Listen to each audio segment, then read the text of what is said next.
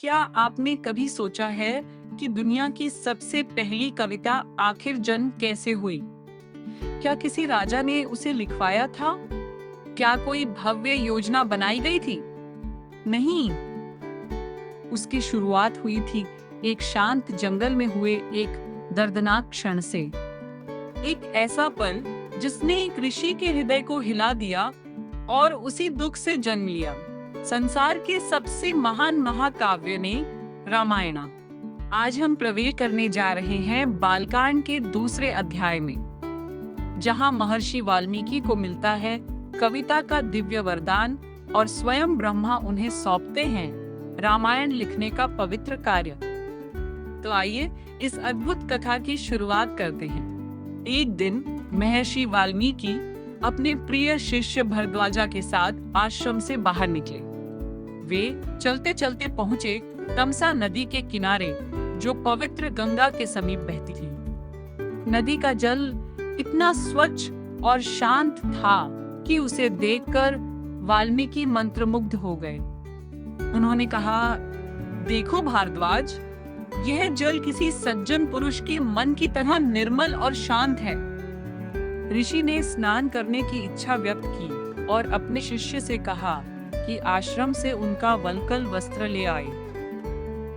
स्नान और संध्या विधि पूरी करने के बाद वाल्मीकि जंगल की सुंदरता का आनंद लेते हुए आगे बढ़ने लगे। उन्हें क्या पता था कि अगले ही क्षण उनका जीवन हमेशा के लिए बदलने वाला है। चलते चलते वाल्मीकि ने एक अत्यंत सुंदर दृश्य देखा।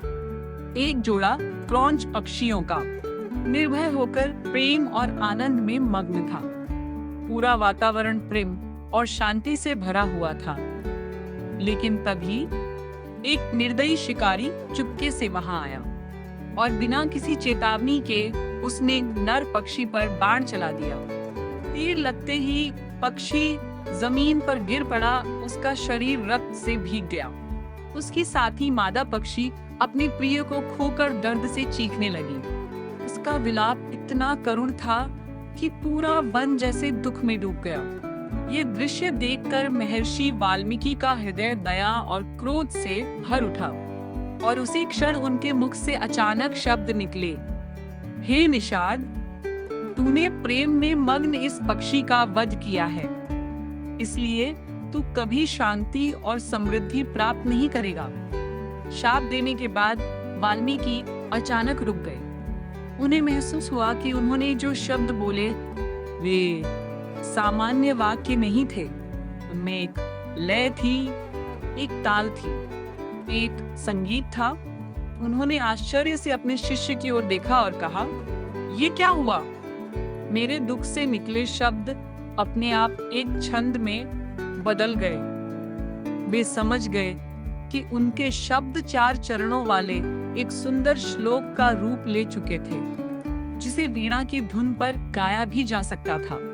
यही था संसार का पहला संस्कृत श्लोक और इसी क्षण जन्म हुआ कविता का।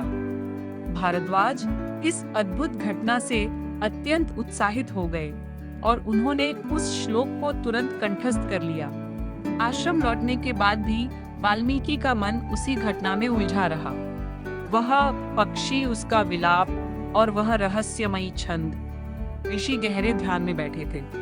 तभी अचानक आश्रम दिव्य प्रकाश से भर उठा। स्वयं सृष्टिकर्ता भगवान ब्रह्मा वहां प्रकट हुए। 4 मुखों वाले तेजस्वी और दिव्य प्रभा से चमकते ब्रह्मा को देखकर वाल्मीकि तुरंत खड़े हो गए। उन्होंने विनम्रता से प्रणाम किया और पारंपरिक विधि से उनका स्वागत किया। लेकिन उनके मन में अब भी वही श्लोक घूम रहा था और उन्होंने पुनः उस करुण कविता का उच्चारण किया। भगवान ब्रह्मा मुस्कुराए। उन्होंने कहा, हे वाल्मीकि, क्रौंच पक्षी के दुख से प्रेरित होकर तुम्हारे मुख से जो शब्द निकले हैं वही अब कविता कहलाएंगे। फिर ब्रह्मा ने उन्हें एक महान दायित्व सौंपा। उन्होंने आदेश दिया कि वाल्मीकि उसी छंद में भगवान राम की संपूर्ण कथा लिखे, ठीक वैसे ही जैसे उन्होंने पहले देवर्षि नारद से सुनी थी। ब्रह्मा ने वचन दिया, राम, सीता, लक्ष्मण और राक्षसों से जुड़ी हर ज्ञात और अज्ञात घटना तुम्हें ज्ञात हो जाएगी और तुम्हारे द्वारा लिखा गया एक भी शब्द असत्य नहीं होगा। जाने से पहले भगवान ब्रह्मा ने एक ऐसी भविष्यवाणी की जो आज भी युगों से गूंज रही है।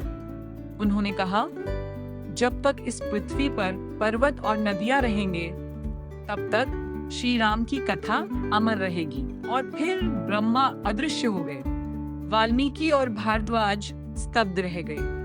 उन्हें समझ आ गया कि एक साधारण दुख अब दिव्य काव्य में बदल चुका था।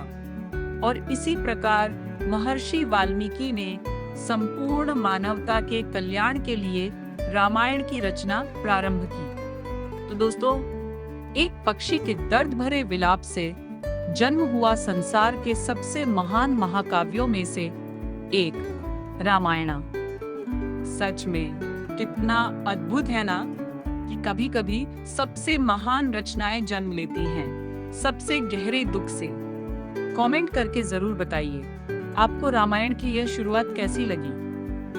अगर वीडियो पसंद आया हो तो लाइक जरूर करें, चैनल को सब्सक्राइब करें और बेल आइकन दबाना मत भूलिए, क्योंकि अगले अध्याय में हम आगे बढ़ेंगे रामायण की और भी अद्भुत यात्रा की ओर।